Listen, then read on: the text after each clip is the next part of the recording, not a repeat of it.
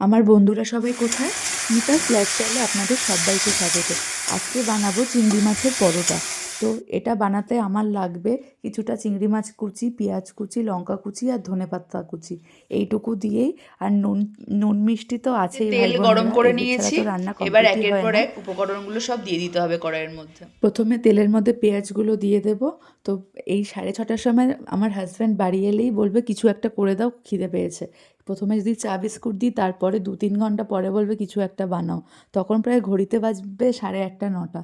তখন যদি কেউ খায়, তখন আর রাতের খাবারটা কখন সে খায়? তার জন্য তাড়াতাড়ি করে আমি আমার মেয়ের রুটি করতে আসি যখন, এসে দেখি যে কিছু অনেকটা পরিমাণে আটা মাখা আছে। তাই ভাবলাম রুটি দিয়েই কিছু একটা করে দিই। তো ফ্রিজ খুলতেই চোখে পড়লো একটা 5-6টার মতন প্রায় চিংড়ি মাছ ছিল। তো চিংড়ি মাছগুলোকে একদম কুচি কুচি করে একদম অনেকটা করে নিলাম কিছুটা পরিমাণে। তার সাথে একটা পেঁয়াজ, 2টো লঙ্কা, কিছুটা ধনেপাতা কেটে কুচিয়ে নিয়েছি। তা ভাবলাম এটা দিয়ে চিংড়ি মাছের পরোটাটাই করে দিই, কারণ ওই 4-5টা চিংড়ি মাছ তো আর অন্য কোনো তরকারিতে কাজে লাগবে বলে আমার মনে হয় না। তো চিংড়ি মাছের পরোটা কেমন লাগবে জানি না, প্রথম খাবো আমরা। প্রথমেই তো চিংড়ি মাছগুলোকে ভেবেছিলাম পেস্ট করে নেব, তারপরে ভাবলাম যে আবার মিক্সার মেশিনে পেস্ট করবো, এর থেকে একদম কুচি কুচি করে দিলে হয়তো পুরটার সাথে সাথে মুখে পড়লে বেশ ভালো লাগবে খেতে। তাই তার মধ্যে এবার সমস্ত উপকরণগুলো দেওয়ার পর হলুদের গুঁড়ো, জিরের গুঁড়ো, টমেটো সস সব কিছু দিয়ে ভালো করে নেড়ে নুন মিষ্টি সম পরিমাণে দিয়ে জল দিয়ে ভালো করে কষিয়ে নিয়েছিলাম। তো কষানোটা ভালো করে করতে হবে। কিন্তু জানেন তো, আশ্চর্যজনক ব্যাপার হচ্ছে এটা খাওয়ার পর কেউ ধরতেই পারেনি যে এটা কী দিয়ে করেছি। আসলে চিংড়ি মাছগুলো তো একদম ছোটো ছোটো করে কেটেছি, সেগুলো মুখে খুব একটা ভালো পড়ছেও না। আবার এক একটা যখন পড়ছে তখন ধরতে পারছে যে না, এটা চিংড়ি মাছের পরোটা। কিন্তু পুরটা যখন আমার ভালোভাবে জলটা টেনেছি একদম আঠা আঠা হয়ে যাবে, তখন এটাকে একটু ঠান্ডা করে নিতে হবে। আর তার মধ্যে তো একটু কায়দা না মারলে হয় নাকি, ওই আটার মধ্যে একটু আমি কালো জিরা ছড়িয়ে নিয়েছি।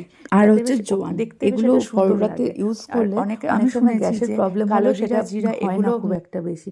আর ওপরটা দেখতেও বেশ সুন্দর একটা লামচিম লাগবে। তার জন্য একটু কালো জিরা ওপর থেকে ছড়িয়ে ভালো করে বেলে নিতে হবে। কিন্তু আমার একটা বড় ভুল হয়ে গেছিলো, এই রুটিটা বেশি বড় হয়ে গেছে। একটু ছোট করতে হতো, আবার একদম যদি ছোট হয় তাহলে পুরটা ঢুকিয়ে ভালো করে মোড়ানো যাবে না। তো এটাকে ভালো করে পুর করে নিতে হবে। এর সাথে সাথে আমি প্রায় 3খানার মতন এইটুকু পুর দিয়ে আমার 4খানার মতন পরোটা হয়েছে। তো আমি ঝটপট করে 4টে পরোটা করে নেব, করে নিয়ে আপনাদেরকে দেখাচ্ছি। আপনারাও ট্রাই করতে পারেন, কিন্তু ভালো লাগলে অতি অবশ্যই আমাকে কমেন্টস করে জানাবেন। আর নিজেরাও কিন্তু একবার বাড়িতে করে দেখতে পারেন, দেখে আমাকে অবশ্যই কমেন্টস করে বলবেন যে রেসিপিটার টেস্টটা ঠিক কতটা ভালো লাগে। অনেক সময় তরকারি দিয়েও ভালো লাগে পরোটাটা খেতে, কিন্তু আচার বা চাটনি দিয়েও খুব ভালো লাগবে। এবার এই যে যেহেতু চিংড়ি মাছগুলো একটু একটু বড় বড় দানা রয়েছে, তো সেটাকে না খুব আস্তে করে বেলতে হবে, বেশি চাপ দিলে সেটা ফেটে বেরিয়ে যাবে। তারপরে সেটাকে আস্তে করে তেলে ভেজে, এই তো শীতকাল পড়ে গেছে, এখন তো একের পর এক লুচি পরোটা এক এক রকম জিনিসের দিয়ে তৈরি করা হবে। যাই বলুন না কেন, শীতকাল হচ্ছে খাওয়ার জন্য বেস্ট, আর ভোজন রসিক মানুষদের জন্য যেন আরও বেস্ট, যেটা গরমকালে একদমই ভালো লাগে না।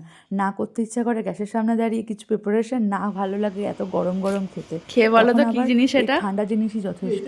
খাও না। ভালো আছে। এটা চিংড়ি মাছ দিয়ে, চিংড়ি মাছের পুর দিয়ে পরোটা।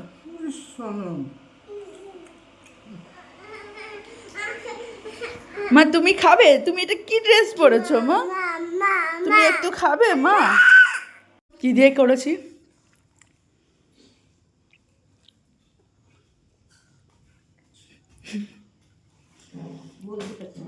বলতে পারছো না? আর একটু কামড় দিয়ে দেখো। আর আর কি আছে? তারপর করে নিয়েছি চা। চিনি কম আছে? চিনি কম খাও, মামনির জন্য চিনি কম দিয়েছি। নাহলে তুমি 1 কাপ চিনি চিনি নিয়ে আসো। গরম মা, গরম মা, এটা বিস্কুট দেখা না বলে নিয়ে আসবো বিস্কুট, ওই যে দেখছি।